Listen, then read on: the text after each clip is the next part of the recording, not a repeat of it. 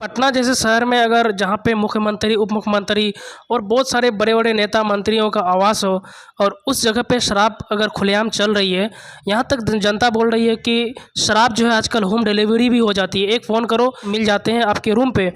तो ये एक तरह का नाकामी शासन की हो सकती है या फिर सरकार का हो सकता है? ये प्रचार किया जाता है कि हाँ साहब होम सप्लाई है, ये सब केवल दुष्प्रचार है।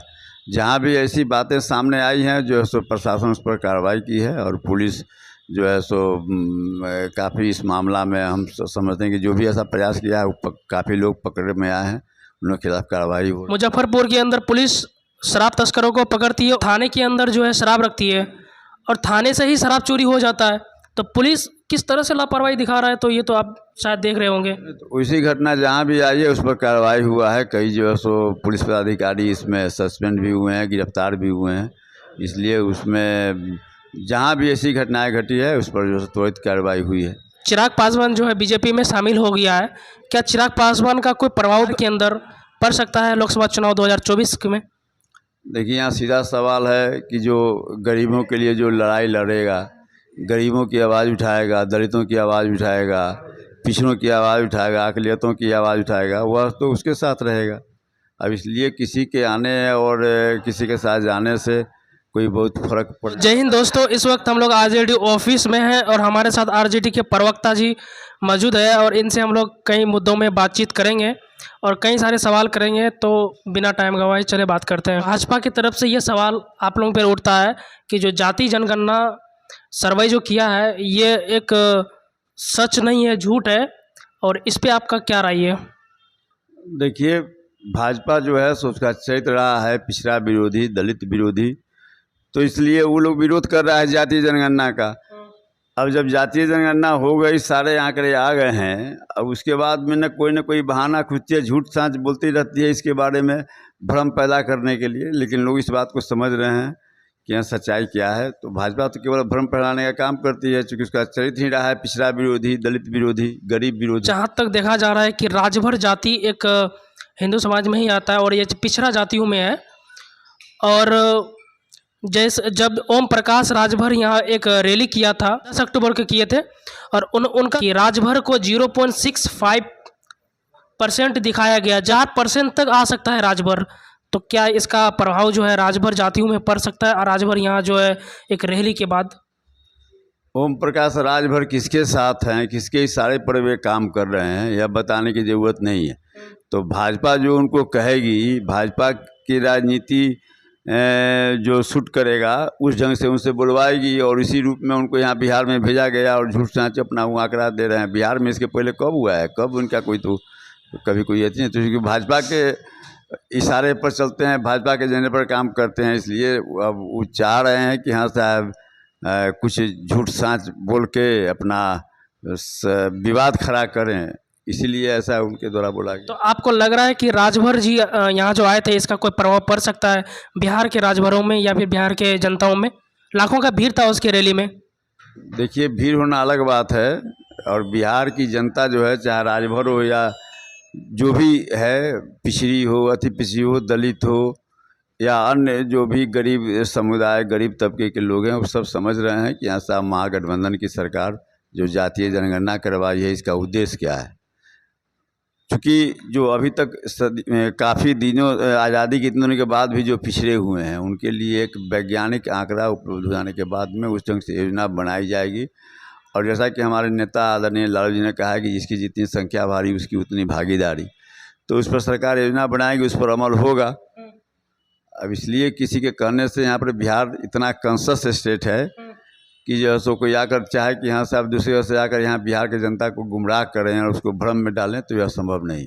सबसे बड़ी सवाल ये है, हम लोग जब ग्राउंड रिपोर्टिंग करते हैं तो जनता का ये कहना होता है कि जब पहले की अपेक्षा में अब जो है ज़्यादातर शराब मिलने लगा है, जबकि ये सत्य है क्योंकि हम लोग जगह जगह पे घूमते हैं और शराब मिलता भी है। तो क्या शराबबंदी सफल नहीं हो पाएगा सरकार का? नहीं, शराबबंदी सफल है ये तो जो है सो आप जाकर दलित बस्तियों में पूछिए, मुसहर टोली में जाकर आप पूछिए कि वहाँ की महिलाएं क्या कहती है, वहाँ की स्थिति जाकर आप देखिए कि कितना बदलाव हुआ है उसमें। जो परिवार काफ़ी पीड़ित था, मारपीट, बच्चों के साथ पिटना, महिलाओं के साथ दुर्व्यवहार, ये सब जो घटनाएं घटती थी, तो आप देख सकते हैं कि उसमें बहुत बड़े। लेकिन पटना जैसे शहर में अगर जहाँ पे मुख्यमंत्री, उप मुख्यमंत्री और बहुत सारे बड़े बड़े नेता मंत्रियों का आवास हो और उस जगह पे शराब अगर खुलेआम चल रही है, यहाँ तक जनता बोल रही है कि शराब जो है आजकल होम डिलीवरी भी हो जाती है, एक फ़ोन करो तो शराब आते हैं आपके रूम पे। तो ये एक तरह का नाकामी पुलिस प्रशासन की हो सकती है या फिर सरकार का हो सकता है। ये प्रचार किया जाता है कि हाँ साहब होम सप्लाई है, ये सब केवल दुष्प्रचार है।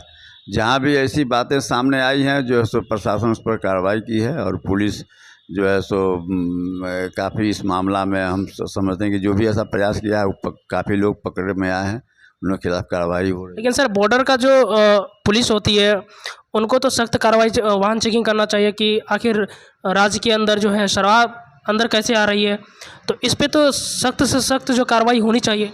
हो रही है, उसके लिए जो कानून है। अगर कार्रवाई अगर होती तो शराब तो अंदर आता ही नहीं और ना ही शराब बिकता, लेकिन शराब तो मिल रहा है ना। अब सभी जानते हैं कि 302 के मुजरिम को फांसी का सज़ा है, उसके बावजूद भी हत्याएं हो रही है कि नहीं हो रही है।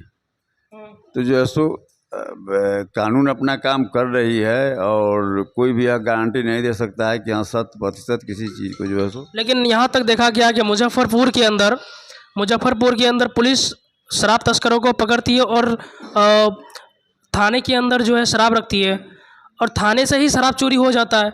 तो पुलिस किस तरह से लापरवाही दिखा रहा है, तो ये तो आप शायद देख रहे होंगे। तो उसी घटना जहाँ भी आई है उस पर कार्रवाई हुआ है, कई जो है सो पुलिस पदाधिकारी इसमें सस्पेंड भी हुए हैं, गिरफ्तार भी हुए हैं।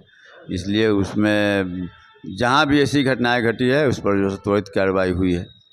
सर चिराग पासवान जो है बीजेपी में शामिल हो गया है, क्या चिराग पासवान का कोई प्रभाव बिहार के अंदर पड़ सकता है लोकसभा चुनाव 2024 में? देखिए यहाँ सीधा सवाल है कि जो गरीबों के लिए जो लड़ाई लड़ेगा, गरीबों की आवाज़ उठाएगा, दलितों की आवाज़ उठाएगा, पिछड़ों की आवाज़ उठाएगा, अक़लियतों की आवाज़ उठाएगा, वह तो उसके साथ रहेगा। अब इसलिए किसी के आने और किसी के साथ जाने से कोई बहुत फ़र्क पड़ने वाला। तो अगर चिराग पासवान अगर गरीबों का सवाल उठाएगा तो उनके साथ जनता रहेगी आपके हिसाब से? चिराग जी जिसके साथ हैं सर्वविदित है कि वह जो है सो गरीब विरोधी है। कुछ चंद गिने चुने जो है सो ऐसे कैपिटलिस्ट हैं जिनके हित की योजनाएं बनती हैं, उनके हित कैसे सधे उस ढंग से सरकार एक्ट करती है। तो इसलिए अगर उसके साथ रहकर चिराग जी चाहेंगे कि हाँ साहब हम गरीबों की भी आवाज़ बने, तो दोनों चीज़ संभव नहीं है। ये थे हमारे साथ आरजेडी के प्रवक्ता और हम इनसे बहुत सारे सवाल भी पूछे और सवालों का जवाब बहुत ही सरलतापूर्वक से दिए। आप लोग इन सवालों में क्या सोच रहे हैं और क्या इस मुद्दों में आप लोग कहना चाहते हैं, कमेंट सेक्शन में ज़रूर बोल सकते हैं। और चैनल में नए हैं तो प्लीज़ सब्सक्राइब कर लीजिए, लाइक कीजिए, सब्सक्राइब कीजिए। तब तक के लिए जय हिंद।